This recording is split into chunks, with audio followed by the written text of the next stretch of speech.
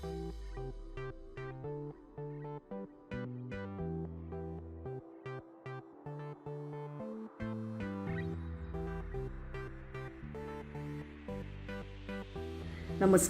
सुप्रियाज किचनमध्ये तुम्हा सर्वांचं पुन्हा एकदा मनापासून स्वागत आहे। आज आपण बघूया अगदी सोपा आणि स्वस्त असा रव्याचा केक। त्यासाठी इथे मी 1 कप रवा घेतलाय। हा तुम्ही जाडा किंवा बारीक कुठलाही घेऊ शकता। त्यामध्ये अर्धा कप साखर घालूया आणि हे जरा मिक्सरला लावून आपण बारीक करून घ्यायचे। आता हे बघा छान असं बारीक झालेलं आहे।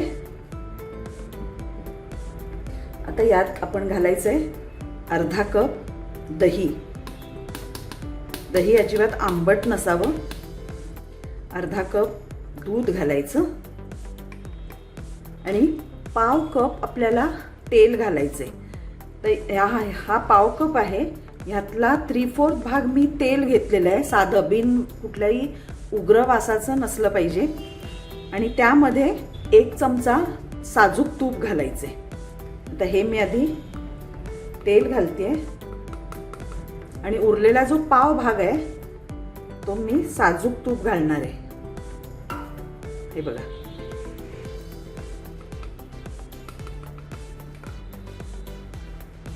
आता हे थोडं मिक्स करूया आणि हे मिक्सरला आता फिरवून घ्यायचे म्हणजे व्यवस्थित मिक्स होईल।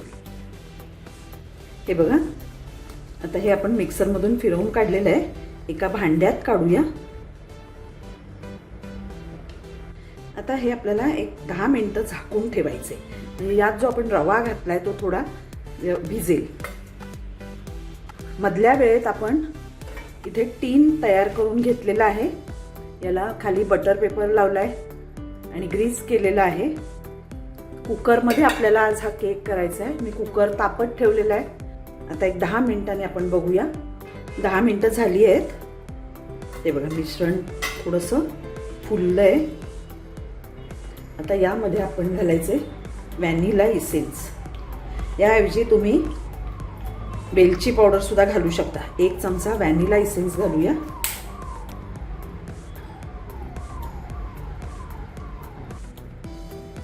आता यात आपण घालायचे 1 चमचा बेकिंग पावडर आहे, 1 टीस्पून आणि ½ टीस्पून बेकिंग सोडा। हे चांगलं मिक्स करूया।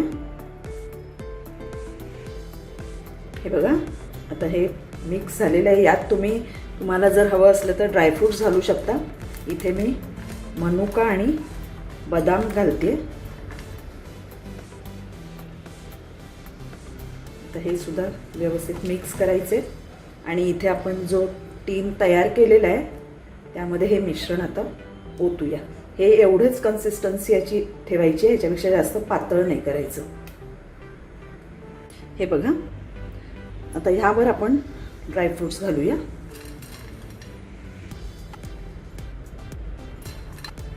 थोडंसं टॅप करायचे। आता इथे आपण कुकर ठेवलेला आहे गरम करायला, त्याच्यात ठेवूया आता हे भांडं।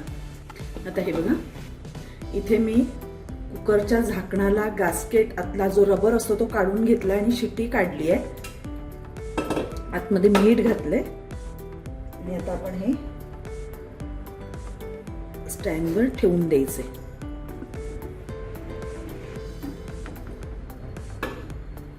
आता वरून झाकण लावूया। याचा रबर आणि शिट्टी काढून घ्यायची आणि मीडियम गॅसवर आपल्याला आधी 10 मिनिटं मीडियम गॅसवर आणि नंतरची टोटल आपल्याला 45 ते 50 मिनिटं आपल्याला बेक करायचं आहे। त्यातली पहिली 10 मिनिटं मीडियम ठेवायचं आणि नंतर लो करायचं आहे गॅस। आता बघूया 45 मिनिटं झालेली आहेत। वाव छान अगदी फुललेलं आहे। आता आपण जरा चेक करून बघूया व्यवस्थित झाला आहे की नाही। रंग तर सुंदर दिसतोय। बरोबर मध्येच घालायची आहे सुरी, कारण मध्येच कच्चा राहतो काही वेळा। हे बघा अगदी क्लिअर आलेली आहे सुरी। आता काढून घेऊया। गॅस बंद करायचा आहे। आपण काढून घेऊया. हे बघा, तुम्ही बघू शकताय किती सुंदर फुलला आहे. आता हा काढून आपण थंड करायचा आहे. आता थंड करूया आणि मग आपण त्याचे स्लाइस करूया. आता हे बघा, थोडासा थंड झाला आहे केक. मी इथे तुम्हाला दाखवते. हा आपोआप स्वतःहूनच साईडनी सुटला आहे. हे बघा, आता आपण एका प्लेटमध्ये काढून घेऊया.